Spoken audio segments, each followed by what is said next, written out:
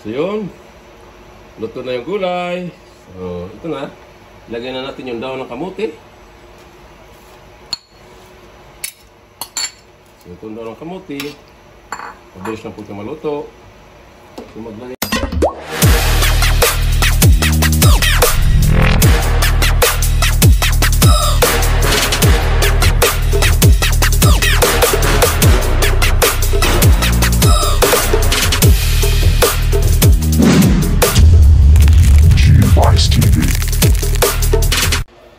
What's up mga guys? Welcome again to the Ronald's Home. So, dito na naman tayo sa kusina. At ngayon po, araw ng Merkulis. Dito po tayo sa ating araw-araw na nabuhay. So, andito na naman tayo sa kusina at mayroon na naman tayo lutuin muli. Ang tawag sa ating lulutuin ngayon ay napakasimple lang. Ito ay tinatawag na chicken sinigang sa sampalok. Yan po ang chicken. Malinis na po yan. At yung bahagi ng chicken ay pakpak po yan. Lahat. At malinis na at ready to cook po. Yan po ang mga sangkap natin gagamitin. Andyan na rin yung dahon ng kamote at ampalaya. So try natin ang lagyan ng dahon ng ampalaya ang ating sinigang.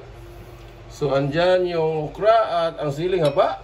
Andyan yung labanos at ang sitaw. At yung luya. At ang bawang, sibuyas na puti at pula, pinaghalo. At yung kamatis. At yan ang sampalok at maglagay po tayo ng nor cube at pamintang buo at itong patis pampaalat sa gagawin natin sinigang chicken sa sampalok. So, ano ba ang hinintay natin? Tayo na magsimula ng magluto. Ano natin gagawin ay igisa na natin yung mga sangkap. Tulad ng luya.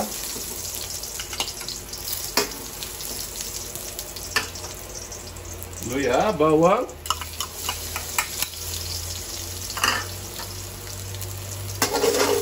At sibuyas. Halo-halo lang siya. Natin natin siya maluto. Bago isugot natin yung kamatis.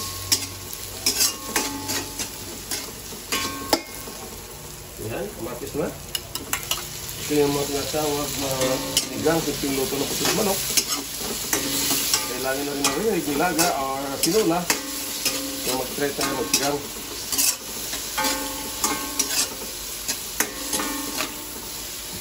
Ayan, luto ng mga sangkap. Luto na. Isunod na natin yung karneng manok. Yan, ating sinigang na manok or chicken sinigang sa sampalok. Lalo lang. So maglagay po tayo ng nor cube para lalong sumarap yung ating sinigang. Ang palasa ng ating sinigang sa sampalok.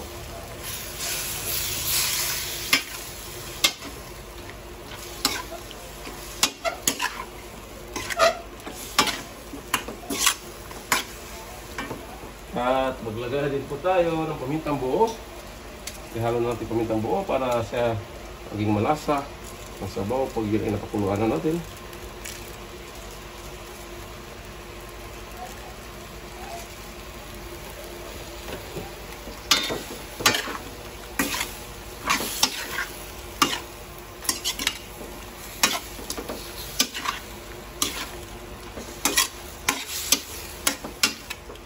Sinigang na manok or chicken sinigang sa sampalok. So maglagay tayo ng patis, pampaalat.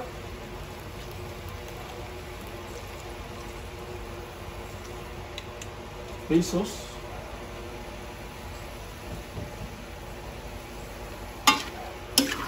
Halo-halo na po natin para tumalab yung alat sa karne ng manok.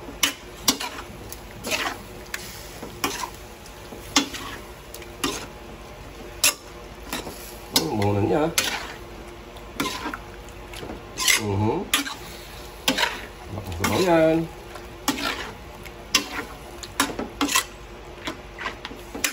So yun, lalagyan na po natin ng tubig.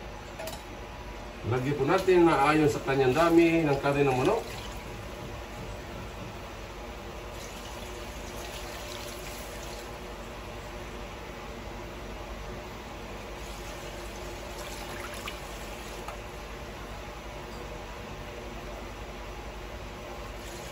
Ayan. Medyo maraming manok, so maraming tubig ang ilalagay. Ayan, ganyan po karami. So yun, tatakpan po natin hanggat sa lumambot yung manok.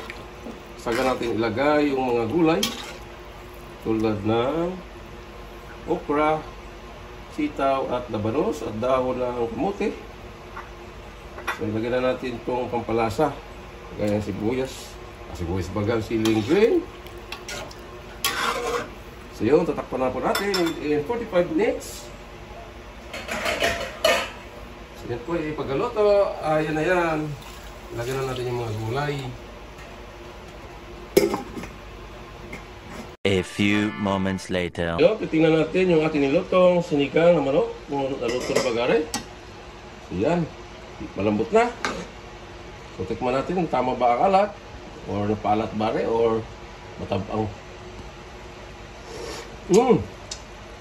Sakto lang. Ilagay na natin yung okra, gulay, labanos at sitaw. Ayan. Yan ang mga gulay na inahalo na po natin sa ating sinigang na manok. So tatakpan natin muli. So ilagay na rin natin itong pampaasim. So maglagay na rin po tayo. Sabihan na natin sa gulay yung ating sinigang sampalok. Yan. Gaano kaasim na rin. So ayan na, nilagay na po. So yun. Nilagay na po natin yung pampasim. So tikman natin muli. Talagang sinigang talaga siya. So yun, tatakpan natin muli hanggang sa lumambot yung gulay. Ang kasunod dyan, ito na, siyempre. So yun, luto na yung gulay. So ito na, ilagay na natin yung dahon ng kamote. So ito yung dahon ng kamote. Mabilis na po ito maluto. So maglagay din po tayo ng Ajinomoto.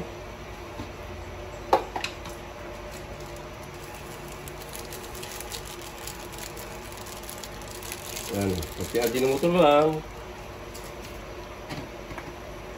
Titikman natin muli yung ating sinigang na manok or chicken sinigang sa sampalok.